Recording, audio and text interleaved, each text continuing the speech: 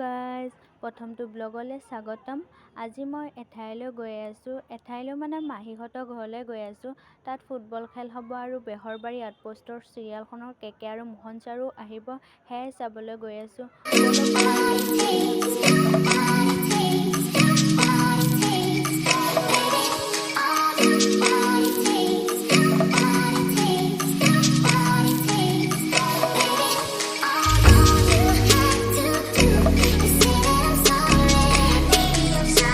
Guys, ইউটিউবৰ video' কেনেকৈ editing কৰে আপোনালোকে যদি গম পায় কমেণ্ট কৰি জনাবচোন। আমি মাহীহঁতৰ ঘৰত স্কুটিখন থলোঁ, কাজিনজনকো লগতে ল'লোঁ। এতিয়া আমি আন এজনী মাহীহঁতৰ ঘৰলৈ গৈ আছোঁ।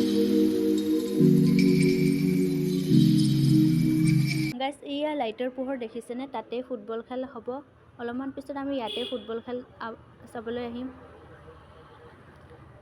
ফাৰ্ষ্ট টাইম মানে ৰাতি খেল চাবলৈ আহিলোঁ, সেয়ে কাজিনজনীৰ লগত কথা পাতিলোঁ। মাহীহঁতৰ ঘৰত সোমালোঁ, মাহীহঁতে আমাক আগুৱাই দি থৈ গ'ল। আমি খেলপথাৰ সোমালোঁ। সোমোৱাৰ পিছত কেতিয়া খেলখন আৰম্ভ হ'ব এনেকুৱা লাগি গৈছে গাইজ।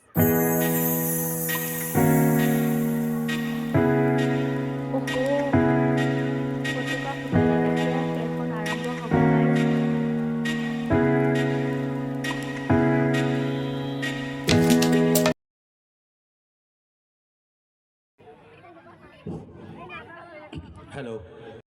প্ৰৱেশ কৰিবৰ বাবে আমি অনুৰোধ জনাইছোঁ।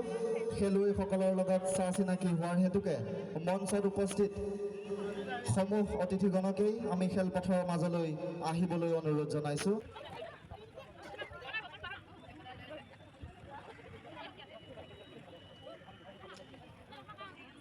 আজি মই ফাৰ্ষ্ট টাইম খেল চাবলৈ পাই পূৰা এক্সাইটেড হৈ আছোঁ।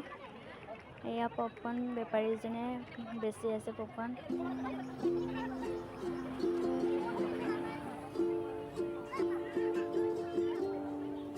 গাইজ, খেল চলি থাকোঁতে মেকুৰী এজনী আহি সোমাল। বহুত টাইমৰ পৰা মেকুৰীজনী খেদাই আছে, কিন্তু মেকুৰীজনী নাযায়।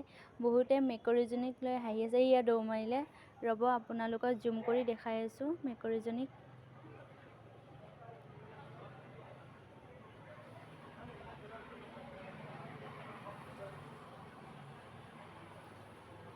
ফুটবল খেলৰ ভিডিঅ' ইমান কৰা নাই, অলপকৈ ভিডিঅ'খিনি কৰিছোঁ। গাইজ, ৰাতি হৈ গ'ল, 11:27 বাজে। কাজিনজনীৰ লগত মোবাইলত এয়াই কৰিলোঁ। বেহৰবাৰী আউটপোষ্টৰ চিৰিয়েলখনৰ কেকে আৰু মোহন ছাৰো আহিল। ইয়াৰে ছোৱালীজনী চকু পৰিছে মোৰ। ক'ত আছে আমাকো দেখুৱাই আছে। এইফালে আছে। নামটো কৈ দিব নহয়, পিছতো ককাক নে কি নাজানো। এইফালে You speak English with me. You know who am I? Yeah, English is coming from East India Company.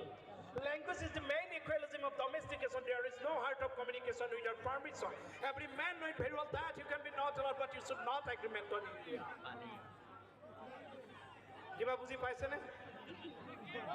No. গাম এটা যোৱা সময়ত বিহুত নকৰিব দেই, সকলোৱে আৰামত থাকক। আৰু খুব বেছি 5 মিনিট আমি অনুষ্ঠান খামো, আমিও খেলখন চাওঁ, ফাইনেলখন। গাম বা আপোনালোকে জানেনে আজিকালি প্ৰেমতটো নপৰি ষ্টেজৰ পৰাই পৰা।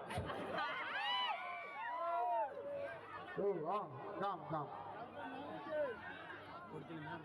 আপোনালোকে জানেনে এই যে সৰু ল'ৰা ছোৱালীবিলাক এতিয়া বহুত স্মাৰ্ট। অসমৰ ভিতৰত সকলোতকৈ অলগদ্ধ কোন আপোনালোকে জানেনে?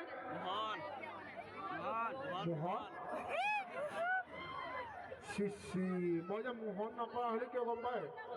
এইটো কাৰণে অসমৰ ভিতৰত সকলোতকৈ অলগদ্ধ মোহনেই। বা একো নাই, ৰাইজে অলগদ্ধ নাম দিছে, সেইটোও ভাল বাৰু। ৰাইজে যিটো কয় সেইটোৱে ন। অলগদ্ধ হ'লেতো মৰম কৰে ন। মোহনৰ বোলে মাক দেউতাক নাই, কিন্তু গোটেই অসমৰ ৰাইজে মোহনৰ মা দেউতাক হয় নহয়? সেয়া মাক বাপেকক সি তুলি লৈছে। শুনক শুনক মাক বাপেকে সদায় ল'ৰা ছোৱালীক তুলি লয় এতিয়া মোহনেহে মণিব কেকেচাক তুলি লৈছে কাৰণ 100টা শিয়াল মৰি পেলাই কেকেচাৰ জন্ম হয় নাই চাওক গাইজ ৰাতি 1:30 বাজিল মাহীহঁতে আমাক নিবলৈ আহিল আমিও আহিলোঁ সেয়া মোৰ লগত বাও আছে বাই বাই গাইজ ভিডিঅ'টো ভাল লাগিলে ছাবস্ক্ৰাইব কৰি দিব